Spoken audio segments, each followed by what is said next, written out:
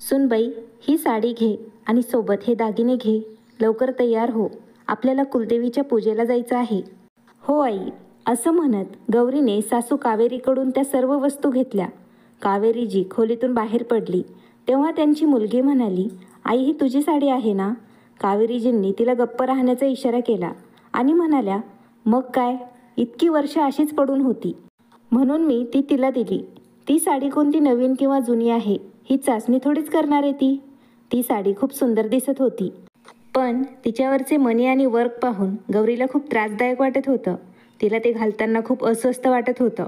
गौरी दबलेल्या स्वरात म्हणाली, आई, ही साडी खूप जड आहे, मला नाही सांभाळता येणार. कावेरीजी वाईट चेहरा करून पटकन म्हणाल्या, हो हो, मला तर अगोदरच माहीत होतं. ज्या मुलीने तिच्या आईवडिलांच्या घरी असे जड कपडे आणि दागिने कधीच पाहिले नसतील, तिला हे कसे घालता येणार? हे सर्व घालण्याची आमच्या कुटुंबाची परंपरा आहे, म्हणूनच तुला ते मला द्यावे लागले. गौरीला आश्चर्याचा धक्का बसला, कारण तिचे आईवडील विनाकारण या प्रकरणात कसे गुंतले? कोणती मुलगी लग्नापूर्वी असे कपडे आणि दागिने घालते? ती नवीन नवरी होती. तिच्या लग्नाला फार फार तर 2 दिवसच झाले होते.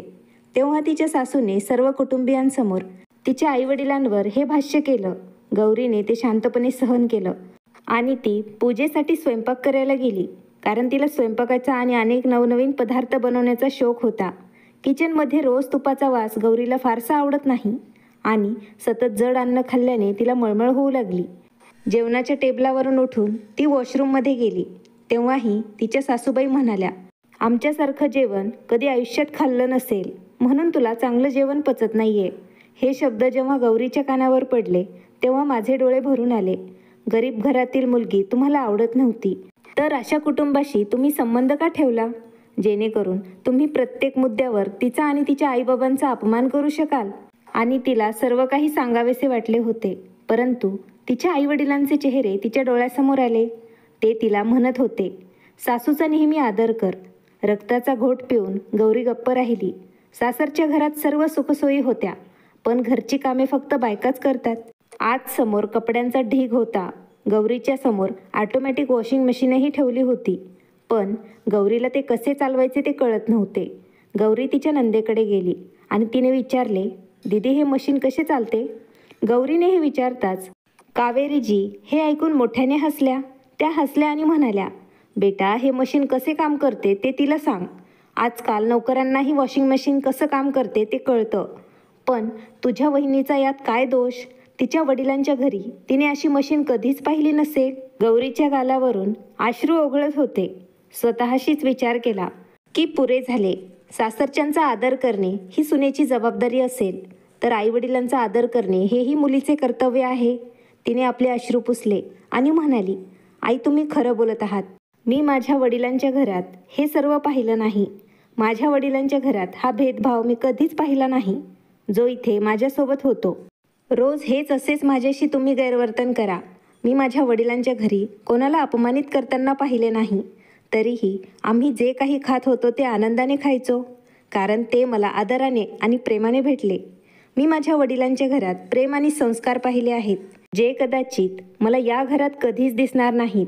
गौरीच्या चेहऱ्याकडे बघून कावेरीजी आवाक झाल्या.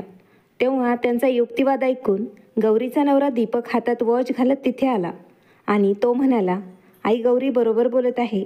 तू तिच्या आईवडिलांच्या घरच्या आर्थिक समृद्धीची तुलना तुझ्या स्वतःशी का करतेस? मग माझ्या भौतिक समृद्धीचीही तुलना का करत नाहीस? तिच्या आईवडिलांनी तिला संस्कारांची संपत्ती दिली आहे, म्हणूनच एका पायाने शारीरिकदृष्ट्या अपंग असूनही ती मला आणि तुला पूर्ण मान सन्मान देत आहे. गौरीने पुढे होऊन राजेशच्या तोंडावर हात ठेवला. नाही नाही, प्लीज, तुम्ही स्वतःला दोष देऊ नका. तुमच्यासोबत झालेला अपघात कोणासोबतही होऊ शकतो. असो, तुमचे मोठे मन आणि सौम्य स्वभाव पाहून मी तुमच्याशी लग्न केलं. कावेरीजींच्या डोळ्यात अश्रू आले होते. एवढी संपत्ती असूनही एक पाय नसल्यामुळे श्रीमंत घरातील मुलगी त्याच्याशी लग्न करायला तयार नव्हती. तेव्हा कावेरीजींच्या भावाने त्यांच्या ओळखीच्या एका मध्यमवर्गीय कुटुंबातील गौरीचं नातं त्यांना सुचवलं होतं. इच्छा नसतानाही दीपकसाठी गौरीचा हात मागण्यासाठी कावेरीजी गौरीच्या घरी गेल्या होत्या, कारण प्रत्येक आईप्रमाणे तिलाही आपला मुलगा स्थिरावलेला पाहायचा होता. दीपक पुन्हा बोलला, आई, घरची सून स्वतः गृहलक्ष्मी आहे, त्यामुळे इतर सदस्यांप्रमाणे तिचा आदर कर, अशी तुला मी विनंती करतो. कावेरीजींनी सन्मानाने माफी मागितली आणि म्हणाल्या, सुनबाई मला माफ कर. मी जिचा अपमान करत होते तीच मला म्हणाली की माझ्या मुलाच्या कमतरता पाहून तिला त्याबद्दल काहीच तक्रार नाही. तेव्हा त्या दोघींच्याही डोळ्यातून अश्रू वाहत होते. आता गौरी त्यांच्या कुटुंबाचा एक भाग बनणार होती. मित्रांनो, तुम्हाला आजची कथा कशी वाटली ते आम्हाला नक्की कमेंटमध्ये सांगा. आवडल्यास नक्की लाईक, शेअर आणि सबस्क्राईब करा. धन्यवाद.